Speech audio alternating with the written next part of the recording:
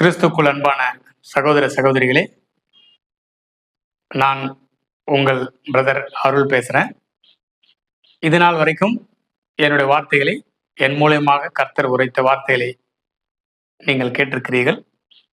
அநேகருக்கு மிகவும் பிரயோஜனமாக இருந்திருக்கிறது என்பதை நான் உணர்வேன்.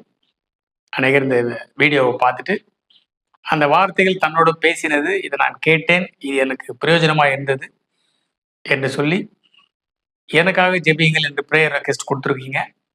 ப்ளஸ் அதற்காக நான் உங்களுக்காக ஜெபிச்சிருக்கேன்.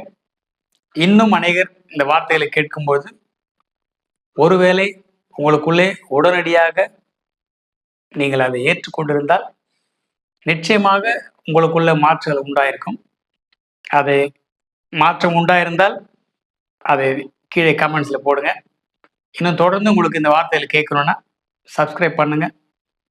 என்னுடைய எல்லா வீடியோவும் உங்களுக்கு கிடைக்கும். உங்களுடைய கேள்விகளுக்கு அனைத்தும் நிச்சயமா பதில் கிடைக்கும். இன்றைக்கு நம்பிக்கை குறித்து உங்களிடத்தில் பேச வேண்டும் என்று சொல்லி ஆவியானவர் எனக்குள்ளே உணர்த்தின்படினாலே அந்த வார்த்தையில் உங்களிடத்தில் பேசிக் கொண்டிருக்கிறேன்.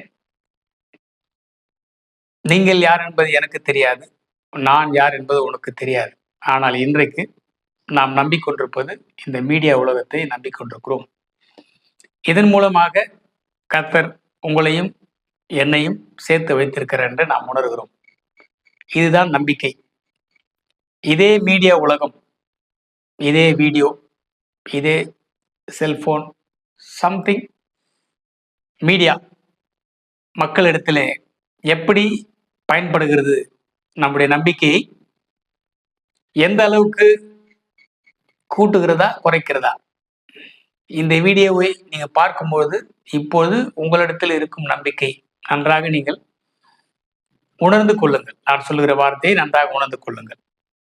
ஒருவேளை இன்றைக்கு உங்களுடைய நம்பிக்கையின் அளவு ஒரு 10% இல்ல ஒரு 20% or 30 or 40 or 50 or 0 level or -10 20, சில பேருடைய நம்பிக்கையின் அளவு கீழே இருக்கும், நியூட்ரல்ல கூட இருக்காது, கீழே இருக்கும். அவங்களுடைய வாழ்க்கையை யோசிச்சு பாருங்க. கர்த்தர் உங்களுக்கு செய்த நன்மைகளுக்காக கர்த்தருக்கு நன்றி சொல்லுங்க. இன்றைக்கு உங்களுக்கு இருக்கிற உங்களுடைய நம்பிக்கையின் அளவுக்காக கர்த்தருக்கு நன்றி சொல்லுங்க. இதே என்னுடைய வார்த்தையை கேட்டு முடித்த பிற்பாடு வேற ஒரு சேனலை ஏதோ சம்படி பேசுறாங்க, அந்த சேனலை கேட்கும்போது உங்களுக்கு அடிக்கடி கோவம் வருதா? உடனடியாக போயிட்டு உங்களுடைய கிட்னியை செக் பண்ணுங்க. உங்களுக்கு அடிக்கடி பயம் வருதா? காதில் யாரோ பேசுகிற மாதிரி இருக்குதா? அப்போ நிச்சயமாக உங்களோட கிட்னி பாதிக்கப்பட்டிருக்கும். உடனடியாக போயிட்டு ஒரு நல்ல டாக்டர் செக் பண்ணுங்க. இது உள்ள இன்னொன்று இருக்கு, சாட் ஜிபிடி மற்றும் சில ஆப்ஸ்லாம் இருக்கு. அதில் நன்மைகளும் இருக்கு, தீமைகளும் இருக்கு. நீ என்ன கேட்குறியோ அதை அது கொடுக்கும். உன்னை புரிஞ்சுட்டு உன் மனநிலை எப்படி இருக்குதோ, எதை நீ ஏற்றுக்கிறியோ அந்த பதில் அது உனக்கு கொடுத்து உன்னுடைய நம்பிக்கையை சேர்க்கணுமா கூட்டணுமா குறைக்கணுமான்றத முடிவு பண்ணுறது நீதான்றத உணரணும். இப்போ என்னோட வார்த்தைகளை கேட்கும்போது உனக்கு நம்பிக்கையின் அளவு கூடுதுன்னா என் வார்த்தையை கேளுங்க. ஒருவேளை என்னுடைய வார்த்தை கேட்டால் உங்களோட நம்பிக்கையின் அளவு குறைஞ்சுன்னா தயவுசெய்து கேட்காதீங்க. என்னுடைய வார்த்தை மட்டுமல்ல, யாருடைய வார்த்தையை நீங்கள் கேட்கும்போது உங்களோட நம்பிக்கையின் அளவு குறையிற மாதிரி தோணுதோ நீங்களே அதை ஒதுக்கிக் கொள்வது உங்களுக்கு நன்மை. யாரோ தூரத்தில் இருக்கிற ஒரு அண்ணன், ஒரு அக்கா, ஒரு தம்பி, ஒரு தங்கை, ஏதோ ஒரு உறவு, யாரோ ஒருத்தர் பேசும்போது உங்களுடைய நம்பிக்கையின் அளவு கூடுறது உங்களால் உணர முடியுதுன்னா அவங்க கிட்ட பேசுங்க, தப்பு இல்லை. ஆனால் அவர்கள் நம்பிக்கைக்கு உரிய நபர்களா என்பதை உணர்ந்து பேசணும். நம்பிக்கைக்குரிய நபர்கள் என்பது தாய் தகப்பன், பெற்ற பிள்ளைகள், இரத்த சம்பந்தப்பட்ட உறவுகள், கணவன் மனைவி, உடன் பிறந்தவர்கள், இப்படி நம்மோடு கூட நெருக்கமா இருக்கிற நம்பிக்கைக்குரிய நண்பர்கள், முக்கியமாக இந்த வட்டத்திலே முதலிடத்தில் இருப்பது கிறிஸ்தவ வட்டாரத்திலே உங்களுடைய போதகர் அல்லது உங்களுடைய வெல்விஷர், யார் உங்களை வழிநடத்துகிறார்களோ அவர்கள். இவர்கள் நம்பிக்கை வட்டத்தில் இருக்கிறவர்கள்.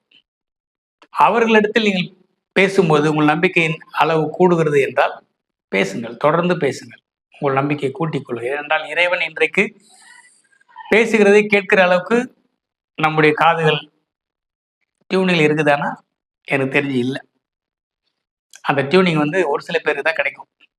இறைவன் மொழி நான் பல வீடியோஸ்ல பேசியிருக்கேன். மௌன மொழி, அமர்ந்திருந்து நானே தேவன் என்று அறிந்து கொள்ளுங்கள், உணர்தல், தேவனுடைய சத்தத்தை உணர முடியும். நைட்ல பகல்லையோ கனவுல பார்க்கறதெல்லாம் உங்களுக்கு வெளியில இருக்கிற கண்ணில் பார்க்குறீங்களா, வெளியில இருக்கிற காதுகளில் கேட்குறீங்களா, வெளியில இருக்கிற மூக்குல முகர்றீங்களா, வெளியில இருக்கிற வாயில பேசுறீங்களா, வெளியில இருக்கிற உடம்புல உணர்றீங்களா? யோசிச்சு பார்த்தீங்கன்னா உங்களுக்கு புரியும். கனவுல நடக்கிறது எல்லாமே உணர்வுகள் மட்டுமே. அநேக இடங்களிலே கர்த்தர் பேசியிருப்பது ஒன்று கனவுகளிலே அல்லது தரிசனத்திலே. இப்படிதான் ஆண்டவர் பேசியிருப்பார். ஆனால் நேரடியா அவருடைய சத்தத்தை கேட்டது வெகு சிலர். ஆனால் என்னோட வாழ்க்கையில் பலமுறை இறைவனுடைய சத்தத்தை நான் கேட்டிருக்கிறேன், கேட்டுக்கொண்டிருக்கிறேன். அதற்கு நீங்கள் அதிகபட்ச நேரத்தை கர்த்தரோட செலவு பண்ணும்போது அதை உணர்ந்து கொள்ள முடியும். இன்றைக்கு நான் சொல்லுகிற வார்த்தை, உன் நம்பிக்கையின் அளவு. ஒரு டாக்டர் மேல வைக்கிறீங்க நம்பிக்கை இல்லை, எந்த அளவுக்கு நம்பிக்கை வைக்கிறீங்க?